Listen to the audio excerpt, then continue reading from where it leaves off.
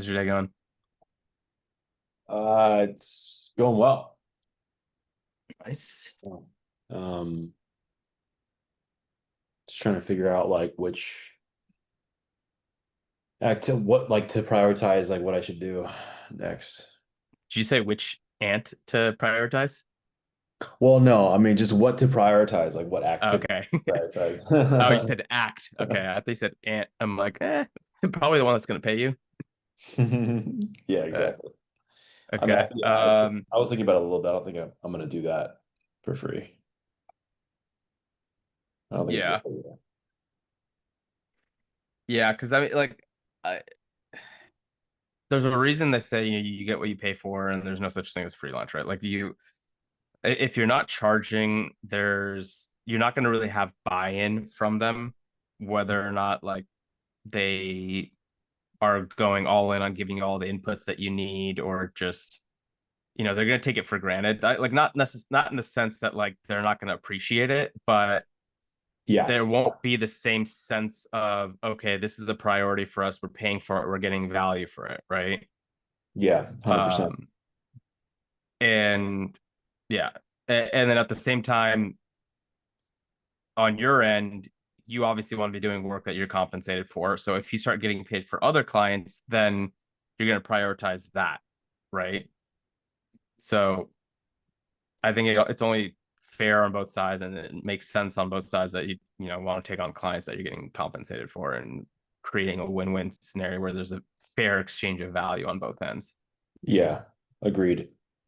Yeah, agreed. And I don't think it'd be fair to her to, not give her the time of day when, she Right. wants to prioritize this and if I have other Yep. like projects that I'm running and stuff like that. So makes sense. Yep. Yeah. Cool. Um, did you get a chance to take a look at any of the BNI chapters, or I did. going? I signed up for chapter 12. Okay. Their first meeting's on Tuesday next week on the 28th at 7 a.m. That's online. So I figured it was just like the easiest, like barrier to entry. Um, Yeah. so And I'm they have gonna a go good number ahead. of members.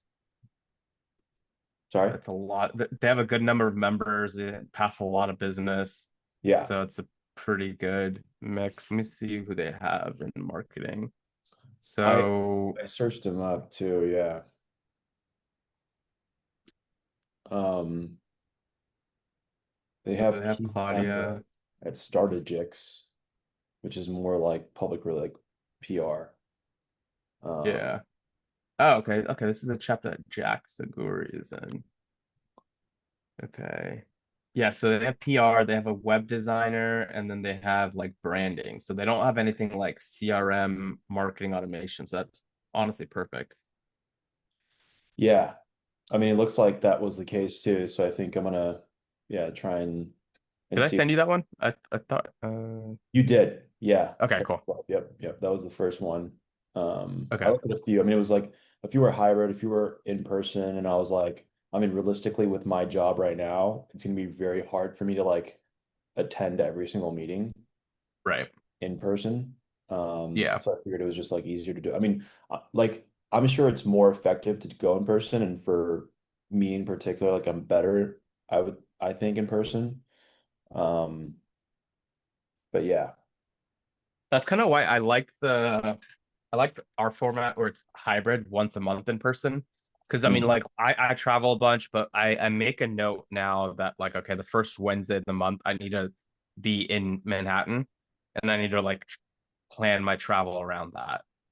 Um, and so you know there is a good balance of most of it is on Zoom, but like I do get that FaceTime with the group, and that is super key because like our chapter meeting, it's 6:30 to 8, like in person in the conference room, but then we always go out to a bar after, and we're there for like 2-3 hours, and that's where I'm like actually making most of the connections and like being able to talk about potential opportunities that each person has.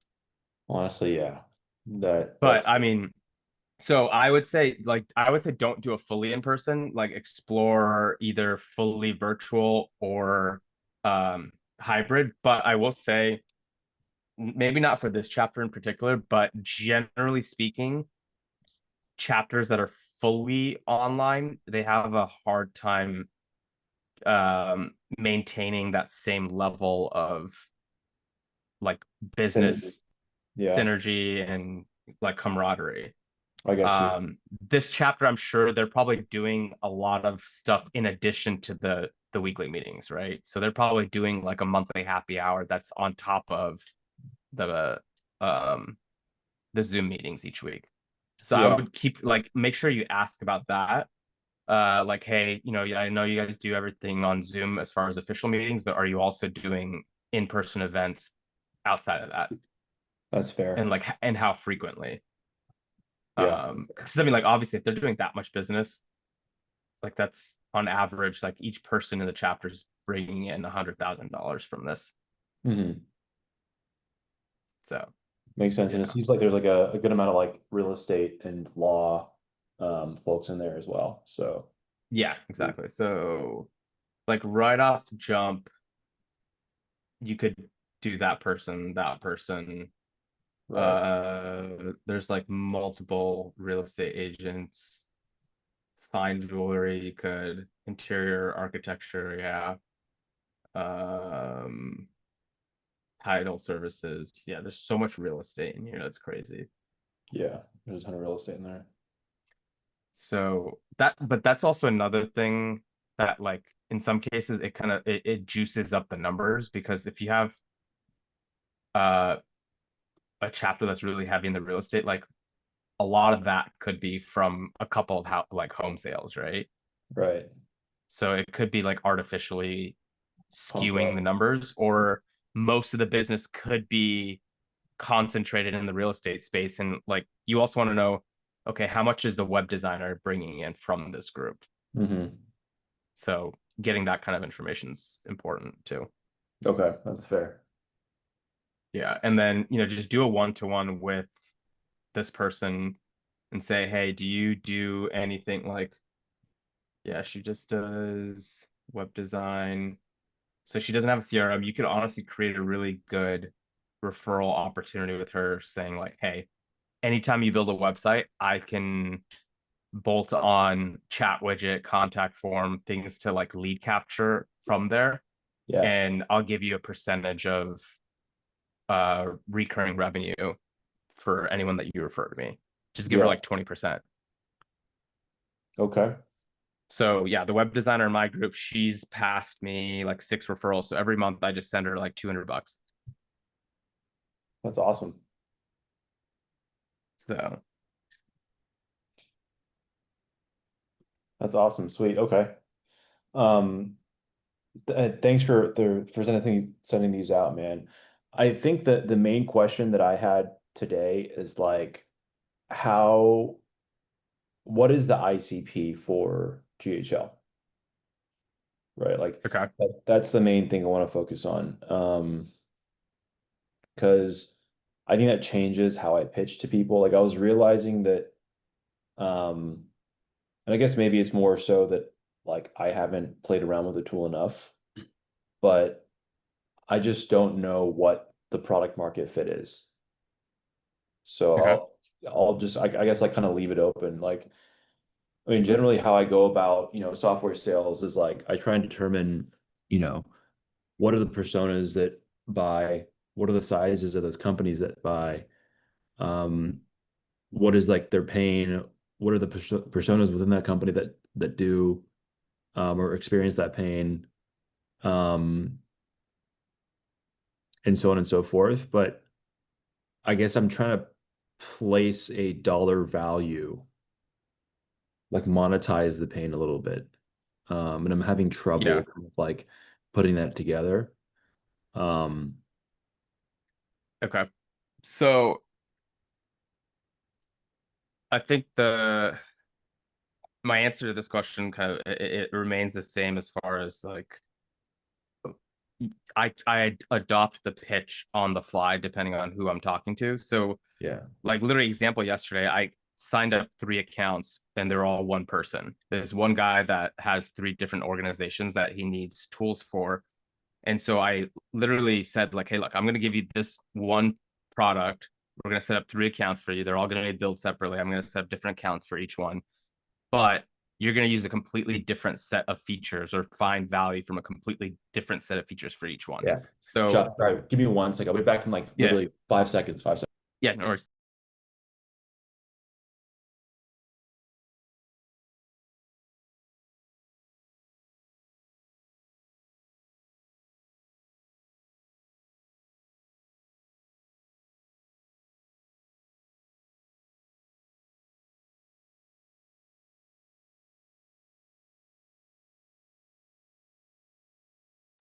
All right. Yeah. Sorry about that.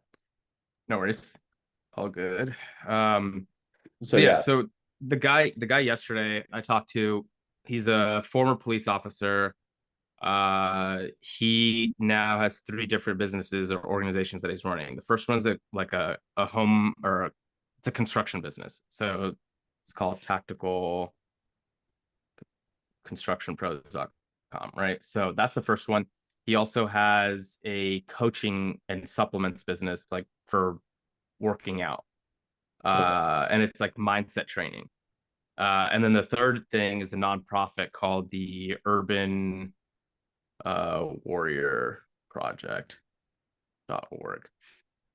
So that's like a lot like a nonprofit that's meant to like help local first responders like police officers and firefighters and paramedics get like benefits. Mm-hmm. And so he needs to reach out to people to get donations and just spread the word and volunteering opportunities. The coaching one, it's more so just him trying to get calls booked or get in front of his ideal client, which is like it could be high stress environment professionals, and then get them to sign up for his coaching program. So completely different businesses, completely different use cases for each one, but like going through each of these. So I said, okay, all right, so this is your website for your construction business. You don't have anything on the first page that is like engaging them to fill out their information unless they go to the very bottom to fill out. Most people are not going to do that. Like you're losing people by the time they even get to here. Mm-hmm. Um, How and do they're you not, pitch they're that to him though? Because like a lot of the objections would be like, hey, and we can talk about this like later too, because I don't want to like get in the weeds yet. But like, hey, but most of our business actually doesn't come from the website. I mean, the question okay, becomes like, oh, how do you even know? Because you're not even tracking like the number of impressions slash conversion rates. But beyond that, like, how are you pitching that right. to the customer? Yeah. So I would say, even if it is like a 3% increase, like at over the course of a year, that leads to thousands of dollars of revenue, right? Like even if 3 people over the next 12 months came to your website and then were like, oh, I don't really see any way to get in touch and left, that's a potential of like hundreds, if not thousands of dollars that they're missing out on, right? Right. The other side of it, okay, yeah, let's say you don't have a website, no one's looking for you on your website.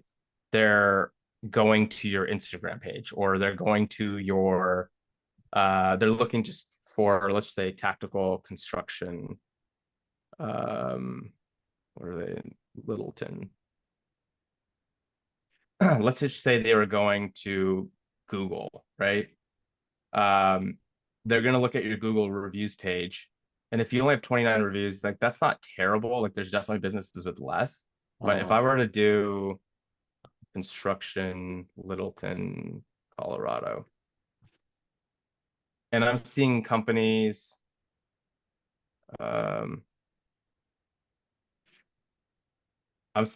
that have 611 reviews, right. 96, 63.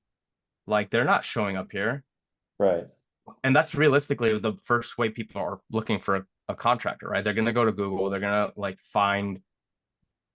they're going to search for that particular service in their area. And Uh-huh. these guys are nowhere to be found on that, right? Mhm. So that's probably the easiest way to do it. Like you're getting beat out by your customers simply because you don't have reviews. And so Right. that's why so many people bolt on and just literally sell just the review part of it, saying um that's the core foundation of it, right? And then Mhm. let's say someone does find them. Let's say I want to just call here. Uh that's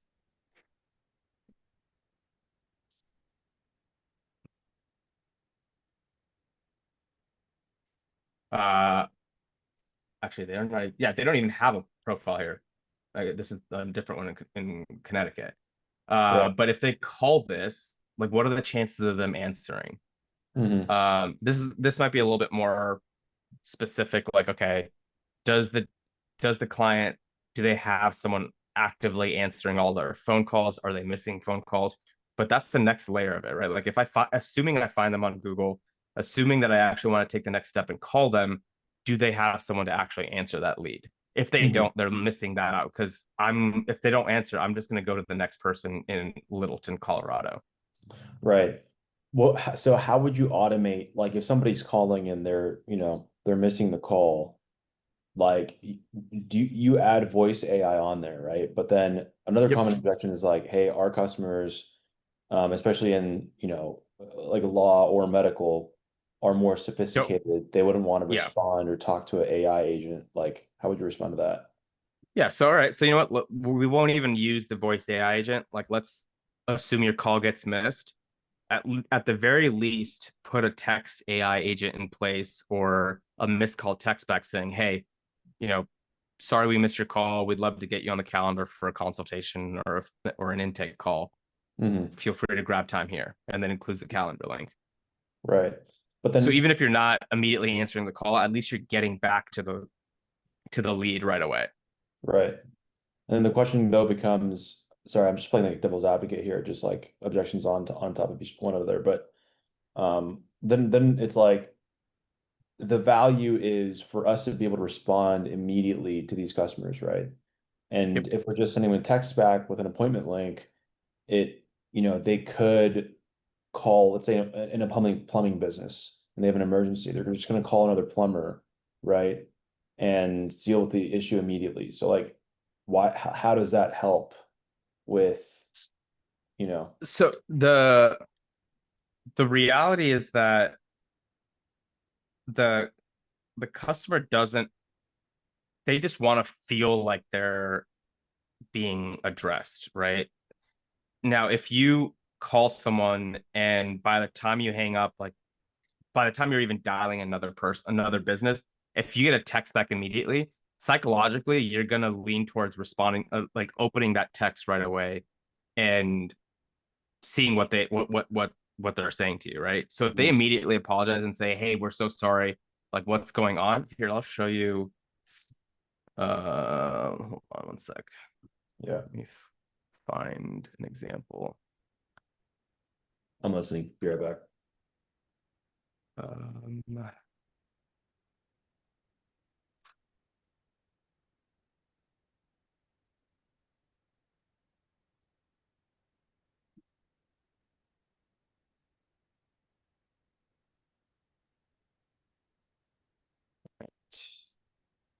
Voice AI agent, conversation AI.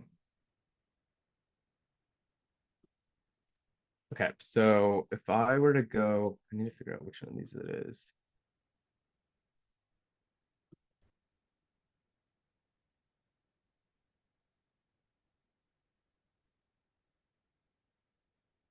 So with this prompting, um, you can set it up so that you say you're an HVAC or your plumbing business. Most of your clients are going to be calling or texting, and a lot of them will have like some kind of emergency issue.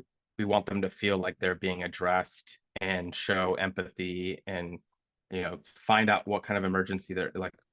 What type of service do they need to? Is it installation, repair, or maintenance? Hmm. Follow-up question: is this an emergency? If yes, I'll fast track your request to our immediate response team. What kind of HVAC system do you have? Is it central air, heat pump, furnace, whatever?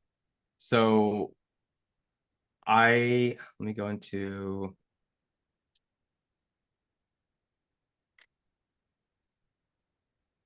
here, let me test this.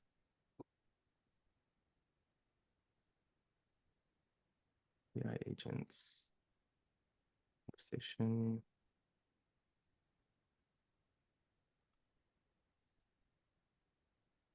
And I guess like, okay, so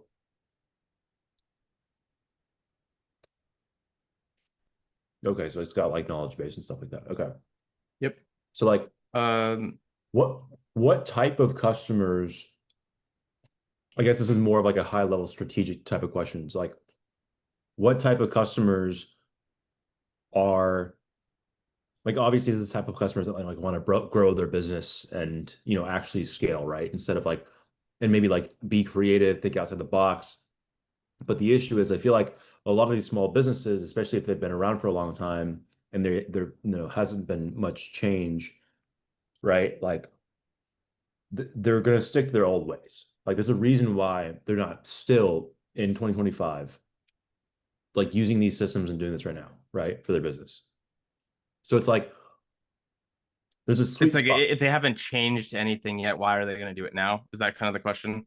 Yeah, and like so the real question is like what type of customers do you see that like actually buy this? Right? Right. So people that want to change, but like what are some conversations like at what stage of the company are they at? Like are they Yeah. a solopreneur? Are they 25 years old? Like what is like the ICP, you know what I'm saying? Yeah. So I would say you're definitely not going to be selling to boomers, right? Because they've been doing things just like 30, 40 years. They're not going to change things now. They're realistically probably going to retire. Um, and so you're almost waiting for someone younger to take that business on, right? So generally what I've found is you're looking at someone that is on the younger side, maybe in their like mid 30s to like late 40s.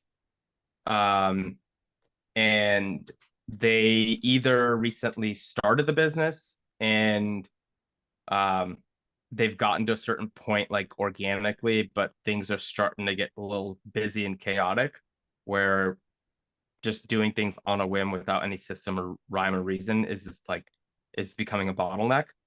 So I'd say, yeah, 30s or 40s. Um, you're almost going to be exclusively dealing with males. I don't think I've ever really dealt like with a female that owns a home service business um, that I've like set this up for. Not to say there isn't any, but you want someone that's like relatively tech aware or like at least somewhat comfortable with using tech or software in general. Revenue figure I would say is like on the lower end you want someone doing at least 25 to 30K a month. And that's one thing, like all these businesses, they usually quote their revenue figures in months, not years. Right. Uh, so generally I'd say like between 20 to 30 on the lower end. That's when they're going to start evaluating something like this. Gotcha. How old are these companies generally? Like the average age of the companies that you work with? The most successful ones, I guess, the ones that are like you would say are your best customers. I'd say like I've seen it as happen as quickly as 6 to 9 months, like on the very, very quick side. Like they started something and it just blew up. Yeah. Um, on like more typical, I'd say like 2, 3 years. Gotcha. Um, yeah. What about um like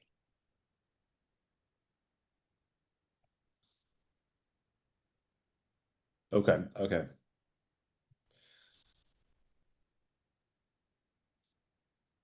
Okay, so when people ask you though, like why would I keep paying for this, right?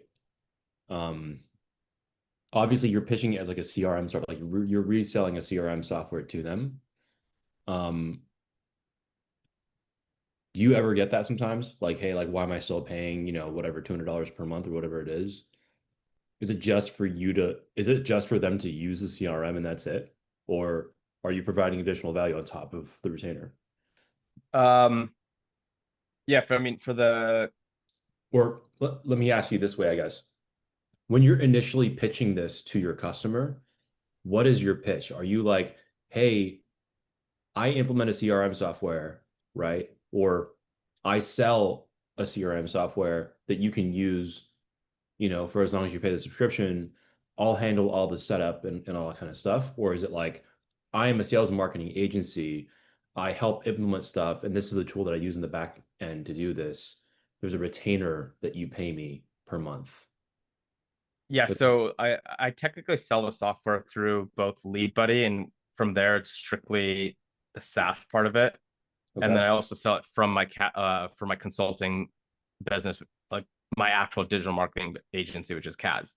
So on the first one, it's strictly just the software. I build it out for them, like the foundation of it, but then from there they are in charge of driving traffic to their website. They're in charge of generating leads, um, of doing the work to get the reviews using the automation that I'm building, right? But if they want the add-on of me like doing Google ads or SEO work or um, lead gen in general, then that's a completely separate conversation.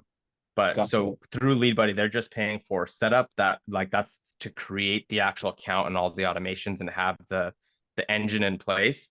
Um, and then the monthly subscription just keeps that running and makes sure that it's like on autopilot. Yeah. But the additional services to actually fill that pipeline and fill that engine with oil or fuel or whatever you want to call it in that analogy, No, totally. that's a separate package. That makes sense. How long are these sales cycles usually if you're just selling the CRM portion? Like from first conversation to them putting their credit card down, how long does it usually take? uh on the very fast side, like I've closed on a one on the first call, Hmm. um and then on a long, like I've had sales cycles as long as like a couple weeks or a Hmm. couple months. After 2 or 3 weeks, I'm not really pushing or touching them. Like I'm not going out. Like maybe I have them in a nurture sequence, but I'm not like seeking that out, right? Right. So it's only for So people basically like if they're serious about this, they'll purchase within usually the first few weeks or so. yeah, exactly. Okay. Um, are these people, so obviously these are all like inbound leads or leads that you found through BNI and stuff like that, right? But have you Yep. ever like reached out to somebody like have you ever done outbound and have been successful with that at all? Just even if it's like a simple email or a call or whatever.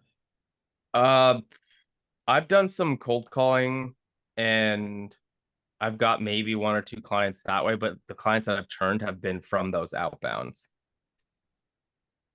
Okay. Interesting. Yeah. And I was literally talking to another agency guy that like he's pretty much in the same situation that I'm in. At least from like number standpoint, like number of clients, revenue being brought in, uh, number of affiliates that he's also brought into GHL as well.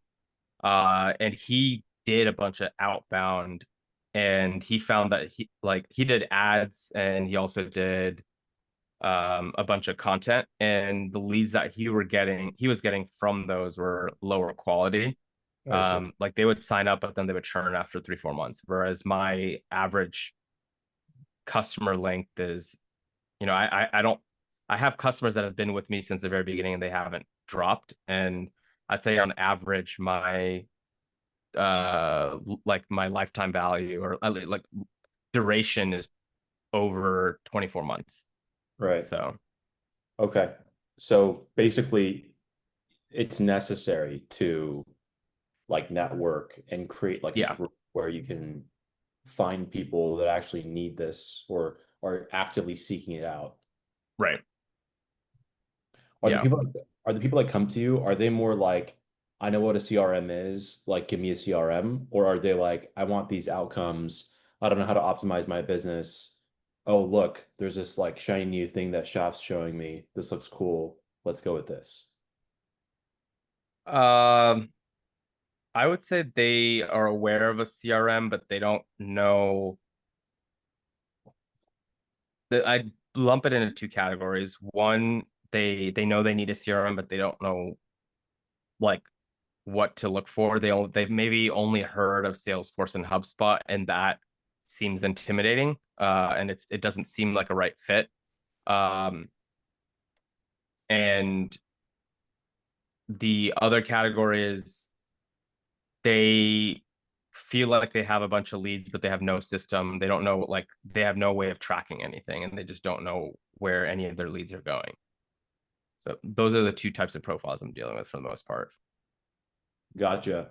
How easy or hard was it to pitch to your BNI group? I mean, I guess you were already a part of one in California, so it's kind of different for you, but like, I guess the next question in my head becomes, how do we make, how do I provide enough value for these folks other than like, kickbacks for referrals and stuff like that, that I promise.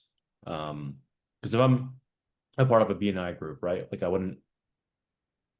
guess there's no reason not to have people in your group unless they're like representing you poorly or something like that. Yeah, I think uh it definitely took me a couple of months for people to understand the software, and I had to like I had to do one-to-ones with people. I had to like get to know them first before I was like, hey, let me show you the software and everything it can do. Like, you need to have a couple conversations before you really get to okay, let's do a screen share so I can show you what it is and what value it would provide, not just for you, but for people that you were interacting with. Mhm. Uh, but once you do that, then they'll know to like keep an eye out for things like that in their conversations. And within that list of members, you can probably find like the types of people that are likely to be interacting with your ICP on a regular basis, Mhm. or that are your ICP. Like any of those home service businesses in there, like the interior designer, the architect, HVAC, any of those, like you could say like, hey, look, I don't know what you're using right now. If you feel like if you don't really have a system of tracking your leads, or you're doing it on Excel sheet or paper, and it's like, not really, there's no real system behind it. Mhm. Would love to like just give you a build out and say like, hey, look, I'm going to charge 197 a month for this, but because I'm coming into your chapter, I'd like to, work with you and give you specialized pricing. I'll do it for 97, or you can even do it for cheaper. Like Mhm. if you got even, let's just say 20% of your chapter on that, and there's like 60 people in there, um that's 12 people, um at like 97 a month. That's 1,000 in revenue right there each month, almost, or more. So Gotcha. Do you have a generic demo flow video that you recorded? uh demo flow video, I do somewhere. I need to find it. um No worries. I'm sure I can like find one online as well. So all good. yeah. I don't have a recent one because I did a long time ago, and it's changed. Like the features and the layout have changed so much. I do need to do like a more recent one. Um, that's definitely, it's on my to-do list. I need to prioritize that. Gotcha. Um, but yeah, I can record one and then send it over to you. You can reference and make your own version of it too. No worries. Yeah, I can. I mean, it's probably just good for me to record one myself and have one for, yeah, for my customers too. So, Yep, cool. um, all right, man. I think this all makes sense. Yeah, it's starting to come together, come together a lot more cohesively. I mean, I was like building this stuff out, trying to pitch to a bunch of people, and I was just like in my head, I was like, I had all these questions. I was like, I don't know how to answer them. Um, and where or where not I should be spending my time. So this is super helpful, dude. Cool. Glad you're getting some value out of it. You mentioned you were doing Apollo, doing outbound there. So Hmm. you're using Apollo for the lead scraping, and then what engine are you actually using for the outreach itself? I'm using Apollo for the outreach. Oh, okay. Do you mind showing me what it looks like on there? For Because sure. I've only seen their like actual external site, but I haven't seen what it looks like on the inside. Yeah, definitely. Um, it's actually pretty sweet. I mean, this is something that I'm like familiar with, which is like why I started with it, right? Because like I've used Apollo so much for um like actual like prospecting in my current job, my corporate job. Okay. But this is effectively, I mean, this is kind of like a shitty place to start, but you can go to like this people's tab and effectively put in all these different filters. Here, let me close them so it's just easier for you to see. Actually, they're all closed. So yeah, so you can like make sure their email status is verified, put in job titles, company, employees, industry, yada yada, and then filter down a list, right? So I'm only looking in the greater New York City area for companies or companies that have employees of 1 through 10 people. I'm Okay. only doing law practices and legal services, and only including like actual owners or like partners at these firms.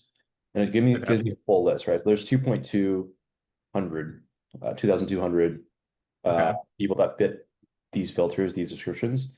And what I do is like basically like add them to a sequence, right? A sequence in which I created. So I choose my sequence and I hit save, and then it'll upload to my sequences, right? Which will um and this is just the editor. Sorry, let me just go back. So this is like all the sequences that you'll have, and you can tailor each sequence to like the type of persona, right? If it's like Right. home, this is a different one. If it's plumbing, it's a different one. If it's lawyers, it's a different one. But they've gotten pretty good at like making this all inclusive, right? With like AI Okay. generated prompts. And so what Yeah. this sequence looks like is there's 6 different steps. Step one is an email, right? And this is just generated through Claude because Claude's like the best kind of copywriting to LLM that's out there. Right. And then step two is send a LinkedIn connection request, right? Step three is a phone call. And I have like my phone call script right here that I've generated. Okay. Step four is a message on LinkedIn if they've Wait, so the phone call part, is that like it's queuing up for you to dial out, or how's that working?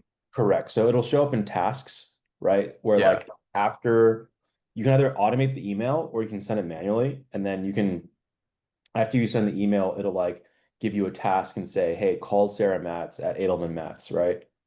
And then Got it'll it. actually show you, The it'll script. it'll it'll show you the scripts based on like custom variables that you set. So like, Yeah. hey, not sure if it's top of mind for Edelman Matz, but a lot of leaders I speak with are juggling too many manual tasks. They're losing, time they could spend on growth or client work. Um, and then, yeah, so after you call them, then it goes into the next part of the sequence, which is a LinkedIn connection request, right? Or sorry, a LinkedIn message because you sent them a connection request Right. already. Then there's another phone call, right? And at any point of this, if you get a response on anything, it'll pop up in your Apollo account, or Okay. it'll message you. And then the very last one is another email, right? So based off of that prompt that I gave it, it'll here, let me put like an attorney. It's pretty good because it tailors it to that company and to that person, right? So let's see what's here. Hey, Aisha, did you know that estate planning can be because it already knows that this is an estate planning law firm, not a personal injury or a family law firm. It's like specific to estate planning. Can be smooth as your multilingual practices approach to client care. Your commitment to serving diverse communities got me thinking about workflow efficiency. I mean, this is kind of fucking cheesy, but practice vector AI may be able to help legal practices like yours automate client intake, follow-ups, scheduling, freeing you to focus on personalized estate strategies that protect families, streamline your growth engine, automate your lead generations, follow-ups, so you can focus on what truly matters, which is scaling your business or taking on more clients. Um, has my signature. I added like the link to my website, my email, my phone number, right? Okay. So basically, like it'll automate a majority of this, and then I can like basically hit people that I really think are actual ideal customers, about like en masse, right? And yeah, it's just an effective way to outbound. Okay. How much are you paying for this right now with this like setup? This is free, dude. Oh shit. Okay. What's the limitation on like number of I think it's like, uh people contacts or search? yeah, let me check this. Admin Okay. Oh wait, so settings. you're on a trial, right? So there's only 12 days left of it. There isn't though, because I chose this, but the starter plan is free. You can have up to 2 sequences. You still have AI agents. You still have Okay. prospect deliverability suite, like all that kind of stuff. I don't need this other stuff like waterfall enrichment. Um, Okay. But the limitation when you're is gonna run into is the number of contacts. is credits. Yeah. So basically, you need credits to enrich emails, but one credit is one email. So 100 credits is 100 emails. It's like, are you really gonna prospect more than 100 people per month? I mean, you can, but like if you want to be Right. more targeted and stuff, and It's want to gonna hit, be a lot more limited. Yeah. yeah. And so you like it's 60, yeah, 60 bucks. I mean, this is actually, yeah, so it's monthly. Annual saves you a little bit, but monthly 60 bucks a month. And you can basically reach out to 2,500 people, right? And these Got are it. all small businesses. Like you'll have their phone numbers. You can even have their emails too, but it's just like easier to, it'll save you a lot of time just to hit enrich and it'll just show you the email and like automatically, load your email for that email address. Um, but yeah, that's what I'm thinking of using right now. I mean, we'll see based off of the conversation we just had. I might need to recalibrate, but it doesn't hurt for while I have the trial to like just send out a bunch of outbound messages and see what works, right? Right. Yeah, I think so. Yeah, I think that's a good like with the even with the free one you could do a good amount Yeah. with the 100. You But just like have to be like really like very specific with the criteria for the credits that you do have. yeah, like look at this. Like these emails are pretty damn good, right? They're like law Yeah. firms, like often juggle complex client management, high touch service across multiple sectors, which require significant administrative coordination. This is just like straight up the out of the box like prompt they gave you for this first email. You can like adjust it to, match what you need. So, Right. I mean, happy to go through this with you if you're like actually interested in setting something up yourself, dude. Okay. Yeah, because I mean I'm sort of piecemealing some parts of this because uh I'm using ListKit right now for What is that? uh it's basically like an Apollo alternative. It's just cold email outreach. Hmm. So we started using that for my VA agency. I think we're doing like 5,000 contacts a month. Um, and we're paying for the leads. Similar situation to like actually find the leads and scrape and add them to a campaign, but it's just email. Hmm. And then separately, I haven't set this up yet, but I was going to use LinkedIn Sales Nav and Prosp to automate the sending out connections, doing like a 3 DM sequence Yeah. to get calls booked. So like doing those components separately, but doing it in one place might be the way to go, honestly. The thing about this one though is that it doesn't add people automatically on LinkedIn, which sucks. Okay. But I will say LinkedIn has, I think, a 50 connection request or 100 connection requests limit per week. Right. So, and Yeah. there's a That and there's a limit in LinkedIn Sales Nav for how many like messages you can send, right, with your premium service. It's like right. based on I think the number of credits you buy, but Yeah. so There's definitely a lot of throttling that they do there. They're like very anti-automation in general. yeah, So exactly. okay. Cool. Well, yeah, keep me posted on how that outreach is working for you.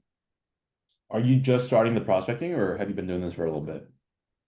I honestly am not even gonna handle it myself. I'm just gonna have my VA run it for me. Hmm. So I just kind of gave her like, here, I'll show you. I need to more thoroughly build this out, but where's my VA hub? Uh,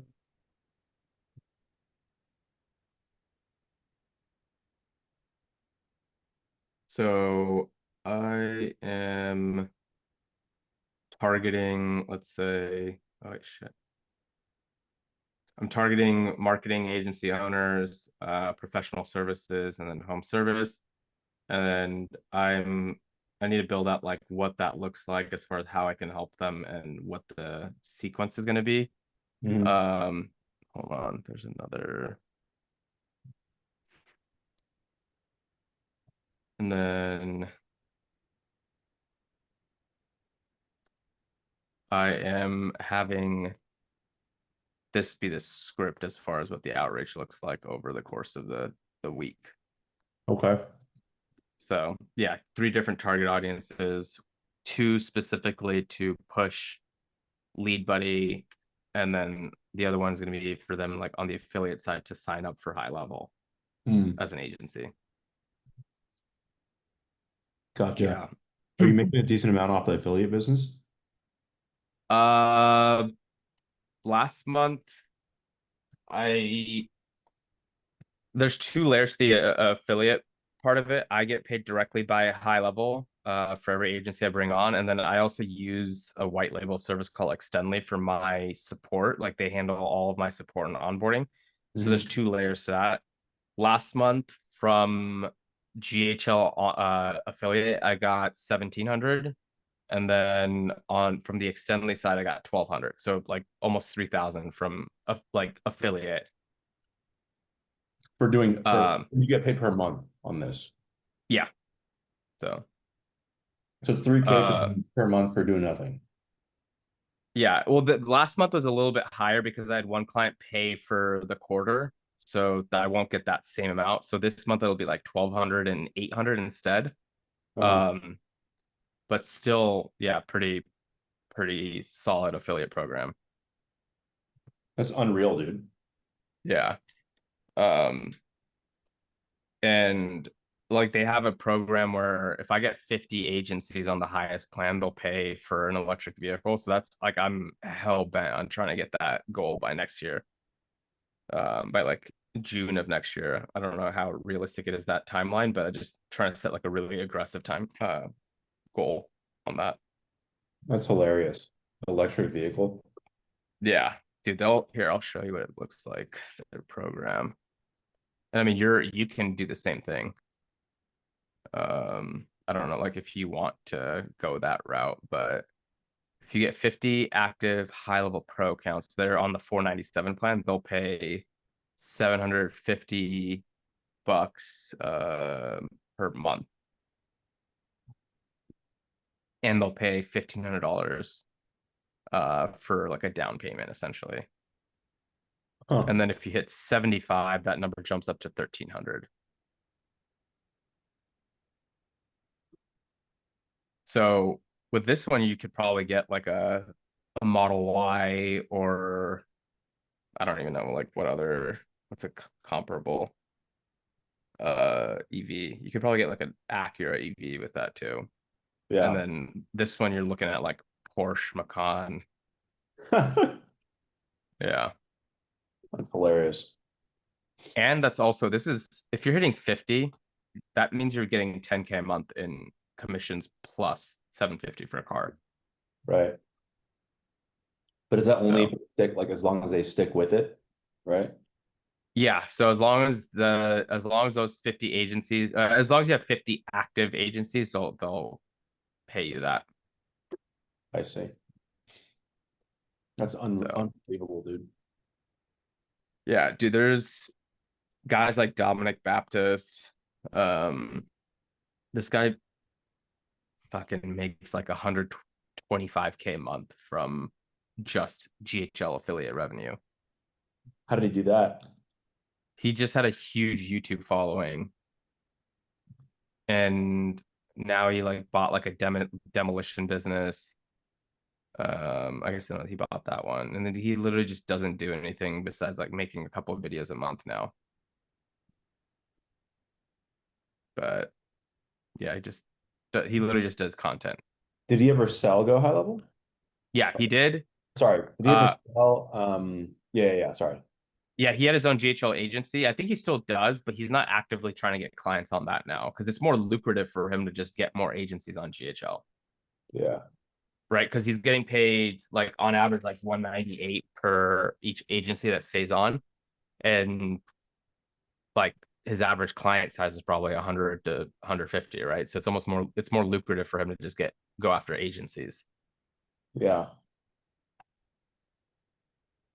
I don't even know if this is, yeah, no, it is. Um, but he literally grew it through YouTube. Yeah, 28K subscribers. So he made a bunch of videos, had Yeah, the so he makes 180K a month from affiliate revenue.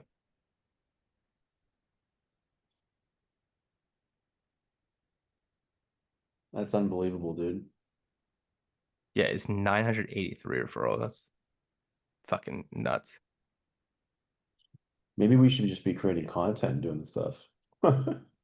I'm trying to push myself. That's honestly why I got the bookshelf. Really? Just to have something in the background because it was too plain before. I need to put more stuff on it, but I'm working on that. Yeah. But Damn, bruh. All right, man. all right, you playing soccer again anytime soon? Um, I guess like I could today in the evening. I just didn't see any good good games. Let me check. Actually, let me check play. Can you play All tonight? right. Yeah, and I actually have new cleats coming in today, so gonna No. break them in. Yeah, no, there's nothing on play. There's nothing on good rig either. For some reason, Thursdays are pretty dry. I think it's because like there's a bunch of like kids probably playing. Leagues. Oh Yeah, yeah, that too. yeah. All right. Well, yeah, keep me posted. Down to play Yeah, nothing. tonight and or over the weekend too if needed. Sounds good, man. There's only Red Hook, which is hella far. Yeah, no. Um, Ridgewood's also hella far. Astoria, I mean, there's indoor. There's an indoor 5v5 at 7:30, but I don't even know if the cleats I got would work for indoor. What kind of indoor like no, yeah. it's like a basketball court. Oh fuck that. No. Yeah, Actually, no, I do have shoes for that. I could play on that. I need to find them, but I think I do have shoes for it. I actually do have shoes for indoor as well, but anyhow, yeah, Yeah. I'll let you know, dude. Okay. All Cool. right. All right, bro. I'll talk to you later. Yeah, sounds good. And thanks again, Yeah. dude. Appreciate it. Yeah, of course. All right. Take Peace. care. Bye.